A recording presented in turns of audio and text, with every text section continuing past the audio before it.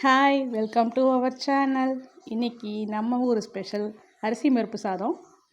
அதுக்கு 1 டம்ளர் அரிசி, அரை டம்ளர் பருப்பு ஊற வச்சுட்டு, வெங்காயம் பூண்டு தட்டி வச்சுட்டு, கருவேப்பிலை தக்காளி கட் பண்ணி வச்சுட்டு, ஒரு குக்கர் அடுப்பில் வச்சுட்டு எண்ணெய் ஊற்றி எண்ணெய் சூடானதும் கொஞ்சம் மிளகு சீரகம், அதுக்கப்புறம் தட்டி வச்சுருக்க வெங்காயம் பூண்டு கருவேப்பிலை சேர்த்து வதக்கிட்டு 1 ஸ்பூன் மிளகாத்தூள், அரை ஸ்பூன் சாம்பார் தூள், பச்சை மிளகாய் சேர்த்து நல்லா வதக்கிட்டு, அதுக்கப்புறமா தக்காளி சேர்த்துட்டு கொஞ்சம் மஞ்சத்தூள் சேர்த்து நல்லா தக்காளி வதங்கினதுக்கப்புறமா அரிசியை வாஷ் பண்ணி போட்டுட்டு தேவையான அளவு தண்ணி சேர்த்துக்கலாம்.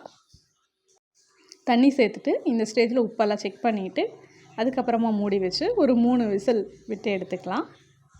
நான் சைடிஷ்க்கு 2 உருளைக்கிழங்கு கட் பண்ணி மிளகாத்தூள் உப்பு போட்டு கலந்து வச்சுருக்கேன்.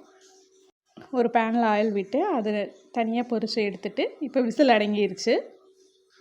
ஓப்பன் பண்ணி கொத்தமல்லி தூவி